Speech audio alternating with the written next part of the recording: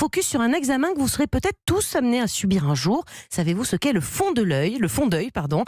Savez-vous comment cela se déroule précisément et à quoi sert cet examen concrètement? Justement, Benjamin Lévesque a été vous interroger sur le sujet.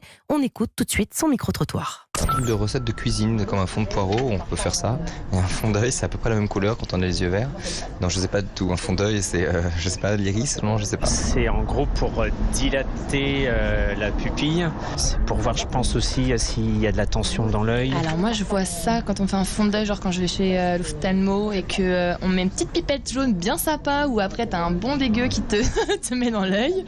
Tu vois plus rien. Et du coup, t'es en mode aveugle. On doit t'accompagner, type un aveugle dehors. Mais je sais que les gens ont du mal après ne peuvent pas conduire ni rien. J'ai déjà accompagné des gens pour les ramener en voiture. C'est pas quelque chose qui fait mal, c'est juste désagréable parce que du coup ça nous donne une vision floue. Je pense que c'est plutôt les gens qui ont de la presbytie. C'est pour détecter une maladie des yeux. Mais laquelle, je sais pas trop.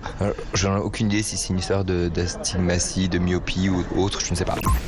Bon Jimmy, on va reprendre tout depuis le début. D'abord le fond d'œil, ça n'a rien à voir avec le fond de veau, le fond de poireau. Non, ça n'a rien à voir. Il y a le mot œil dedans.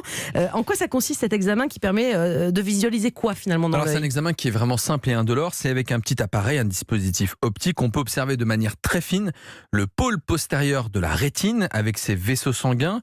La macula, c'est en fait la zone centrale de la rétine qui est responsable de la vision précise, mais aussi ce qu'on appelle la papille qui est la tête du nerf optique et qui véhicule les informations visuelles jusqu'au cerveau.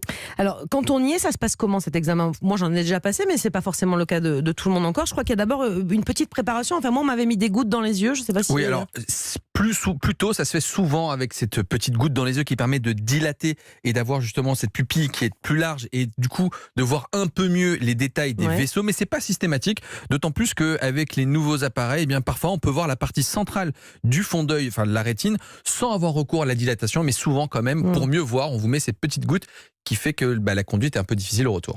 Alors, pour en savoir plus sur le but de cet examen et ce qui permet de dépister comme maladie ou problème ophtalmologique, nous avons interrogé un spécialiste, le docteur Damien Gatinel. Il est chirurgien ophtalmologue et chef de service à la Fondation Rothschild. On l'écoute.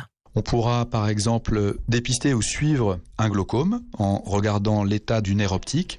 On peut bien sûr diagnostiquer une DMLA. Et puis d'un point de vue général, les examens du fond d'œil sont parfois demandés par des médecins généralistes dans le cadre du suivi du diabète pour dépister ou suivre une rétinopathie diabétique ou aussi dans le cadre d'une hypertension artérielle parce que la rétine est un tissu très vascularisé et c'est une sorte de fenêtre unique qui s'offre aux médecins et à l'ophtalmologiste pour juger l'état de la microcirculation. C'était le docteur donc Damien Gatinel qu'on salue car il vient souvent dans cette émission au micro de Benjamin Lévesque. Alors Jimmy, cet examen il est très utile et donc le docteur Gatinel vient de le dire dans le suivi notamment de la rétinopathie diabétique. Est-ce que vous pouvez peut-être nous en dire un peu plus sur ce mal?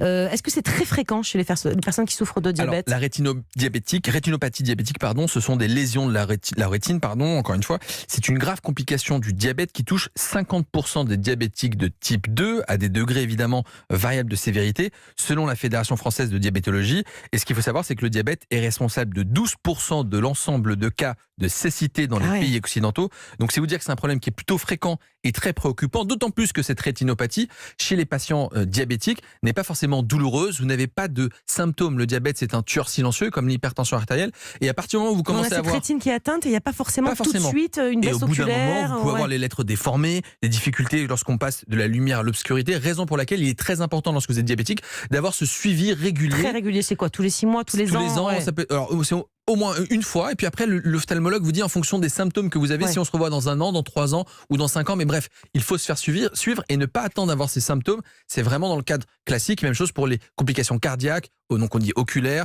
donc faites-vous suivre et allez voir le médecin traitant qui vous adressera vers l'ophtalmologue.